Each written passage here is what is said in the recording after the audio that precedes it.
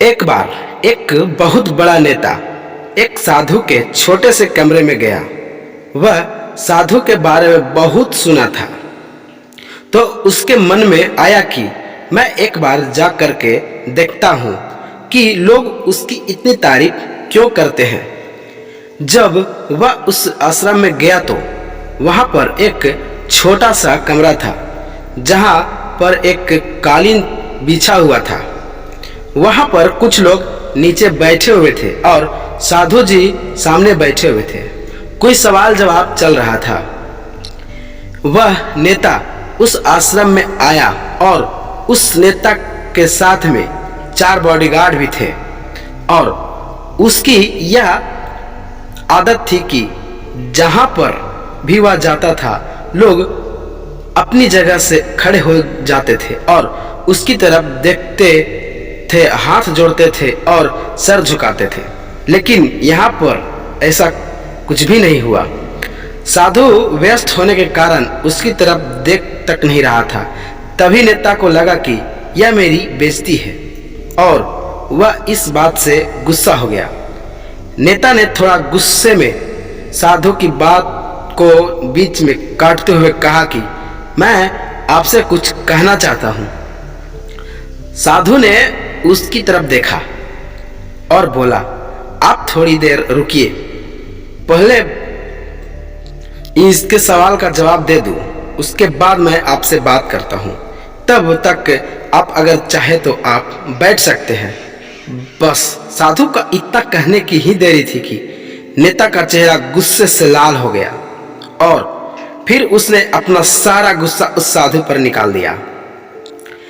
अभी तक वह नेता बहुत तमीज से आप करके बात कर रहा था, लेकिन अब वह तू तड़ाक पर उतर आया। नेता ने उस साधु को कहा, तुझे पता भी है मैं कौन हूं और तू किससे बात कर रहा है? साधु ने उसकी तरफ देखा और कहा, मुझे इससे कोई फर्क नहीं पड़ता है कि आप कौन हैं, लेकिन आप जो कोई भी हैं, अगर आप चाहते हैं कि मैं आपके सवाल का जवाब दूं या आपसे बात करूं तो आपको कुछ देर रुकना होगा।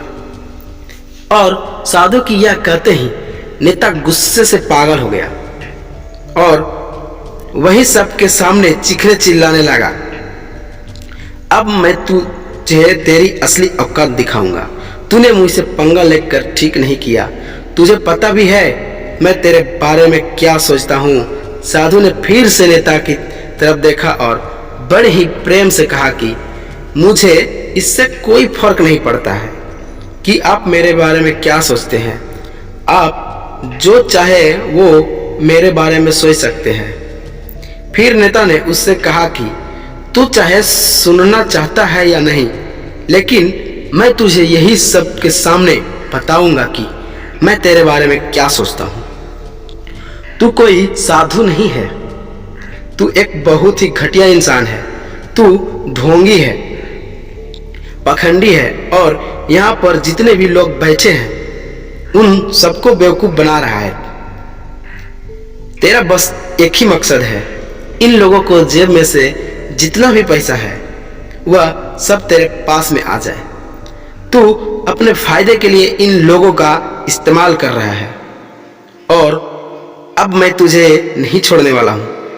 पूरी दुनिया के सामने तेरा पर्दाफाश करके रहूंगा। लेकिन उसके इतना बोलने के बाद भी हल्की सी मुस्कान और उस साधु के चेहरे पर बनी ही रही।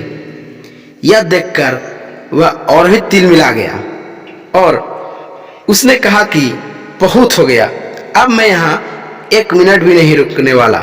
लेकिन अभी भी तेरे पास मौका है। अगर मुझसे माफी मांगनी है या मुझसे कुछ कहना है तो कह सकते हो। इतना सब हो जाने के बाद भी साधु के चेहरे पर एक मुस्कान थी और वह बिल्कुल शांत था। और फिर उन्होंने अपनी आंखें बंद करी और फिर साधु ने अपनी आंखें खोली, हाथ जोड़े और कहा कि मुझे आपसे गलत ख्याल नहीं है। जो भी मेरे बारे में आपने कहा है वह आपकी अपनी सोच थी। तो मुझे आप में कोई भी बुराई नजर नहीं आती है। मुझे आप बहुत ही भले इंसान लग रहे हैं। और साधु के इतना कहते ही नेताजी का दिमाग 7वें आसमान पर पहुंच गया। उसके चेहरे पर एक अजीब सी खुशी थी, क्योंकि उस साधु ने वही कहा जो बाकी सब लोग उस नेता को कहते हैं, और वह खुशी खुशी उस आश्रम से अपने घर की तरफ चला गया और जा करके अपने पिताजी के साथ में बैठ गया। उसने पिताजी ध्यान में थे। उन्होंने अपनी पूरी जिंदगी सिर्फ लोगों की सेवा करी और बदले में कुछ भी उम्मीद नहीं किया।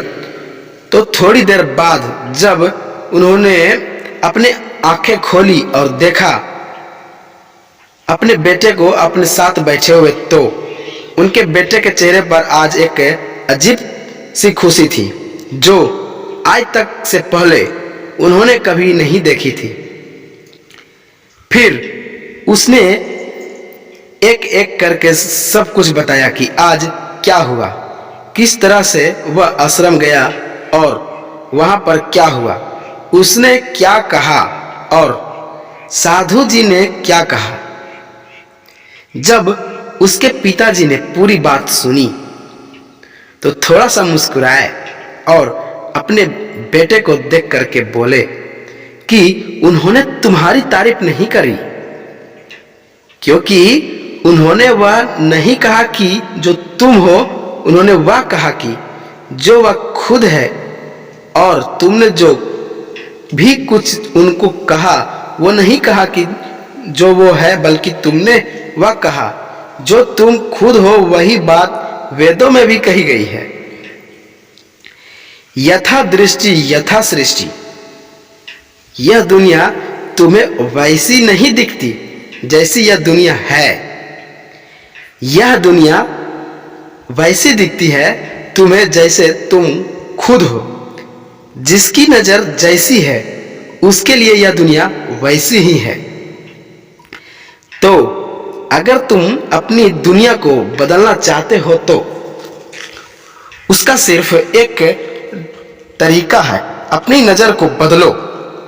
तो दोस्ती, उम्मीद करते हैं कि आपको यह वीडियो पसंद आई होगी और उन लोगों के साथ शेयर करो जिसे आप अपने साथ बढ़ते हुए देखना चाहते हैं। यदि अभी तक चैनल को सब्सक्राइब नहीं किए हैं तो चैनल को सब्सक्राइब कर लें, क्योंकि हम इस चैनल पे बहुत सारे मोटिवेशनल वीडियो डालते रहते हैं। तो मिलते हैं नेक्स्ट वीडियो में, तब तक के लिए जय हिंद, धन्यवाद।